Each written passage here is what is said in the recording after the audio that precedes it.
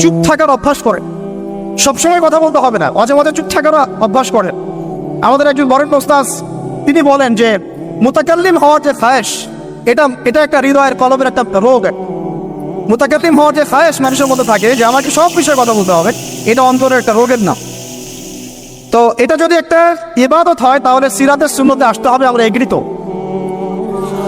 ঠিক আছে। এবং দ্বিতীয় কথা হচ্ছে 3 নম্বর শর্তটা আরো ডেঞ্জারাস, সেটা হচ্ছে রিজিক হালাল হতে হবে।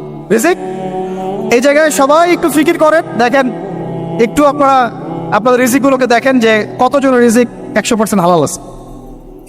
এগুলো আমাদের কিন্তু প্র্যাকটিক্যাল কথা, আমরা কিছু খালি তাত্ত্বিক কথা বলে চলে যাবো এমন না, প্র্যাকটিক্যালি ইমপ্লিমেন্টটা বেশি জরুরি এখন। আমি খুবই স্বপ্ন দেখছি, আমরা সবাই স্বপ্ন দেখছি যে আপনাদেরকে দিয়ে হবে ইনশাআল্লাহ। কারণ এই জেনারেশন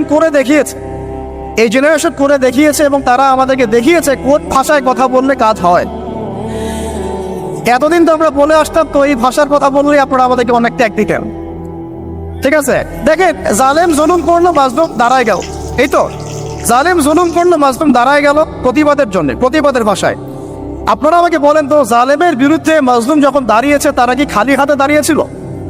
জালেম যখন 2টা মাইট দিয়েছে, মাজলুম কি 2টা মাইট দেয় নাই? জালেমদের অনেকে যখন মাজলুমদের অনেককে শহীদ করেছে, তো জালেমদের দলেও কি কিছু মানুষ মারা যায় নাই? তো এটা কি একটা কনফ্লিক্ট হয়নি রাস্তাঘাটে? তো গণতান্ত্রিক প্রক্রিয়া এই কনফ্লিক্টটাকে আপনি জায়েজ করে নিলেন, তো গণতান্ত্রিক প্রক্রিয়া এই কনফ্লিক্টটাকে আপনি জায়েজ করে নিলেন তো, মাশাআল্লাহ। নেহাত শব্দ বলি আপনি আমার দিকে তেড়ে আসেন, বিষয়টাই না সেম বিষয়, একই বিষয়। আপনি জালেমের এগেইনস্টে দাঁড়াইছেন, মাজলুম জুলুমের শিকার হতে হতে হতে আমাদের ভাই আবু সাইদ জীবন দিল, মুগ্ধরা জীবন দিল, সবার একটা সিম্পেথি তৈরি হলো। এখানে আম জনতা, রিক্সা চালক, শ্রমিক, মানে ওলামায়ে কেরাম, কে বাকি ছিল? সবাই তাদের পক্ষে ছিল, তাই না? কেউ লিখেছে, কেউ বলেছে, কেউ মাঠে ছিল।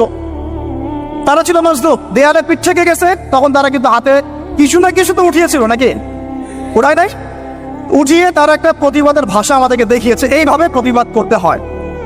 ওই প্রতিবাদটার পরে আপনারা কি এখন বলবেন যে ছাত্র জনতার মধ্যে কেউ জুলুম করেছে, ছাত্র জনতা জঙ্গি, ছাত্র জনতা সন্ত্রাসী? এই সম্বন্ধে একটা সন্ত্রাসী ছিল, ওরা জঙ্গি ছিল, হ্যাঁ ওরা উগ্রবাদী ছিল।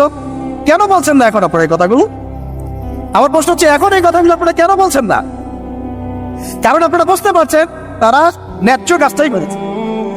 যখন জালেম জুলুম করতে করতে করতে মাজলুমকে একদম দেয়ালে পিঠ ঠেকিয়ে দেয়, তখন মানুষকে হামাস হতে হয়, তখনই বিভিন্ন জিহাদি সংগঠনের অস্তিত্ব আসে, তখনই কিন্তু খোরাসান স্বাধীন হয়।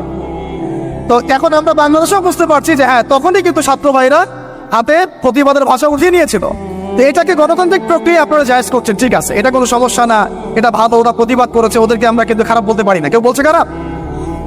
এই একই স্লোগান যদি সিরাতের সুন্নতে আমরা বলি যে দাওয়াতের সাথে জিহাদ থাকবে, তখন তো তেরে আসবেন আমাদের দিকে, আসবেন না? আসবে। আপনারা লিখে নেন আমার কথাগুলো, এই একই জিনিসটাই, এই প্রতিবাদের এই ভাষাটাই যখন আপনি দাওয়াতের সাথে জিহাদ শব্দ ইউজ করবেন, আপনার দিকে তেরে আসবেই। আপনারা কি মনে করছেন যে তারা আমাদের প্রতিবেশীর চাইতে আমাদের বন্ধু হয়ে যাবে? কখনো কশিন কেন না, এটা জেগে জেগে স্বপ্ন দেখছে তারা। তো আল্লাহ পাক তাদেরকে সহিহ জান্নাত দান করে নেন।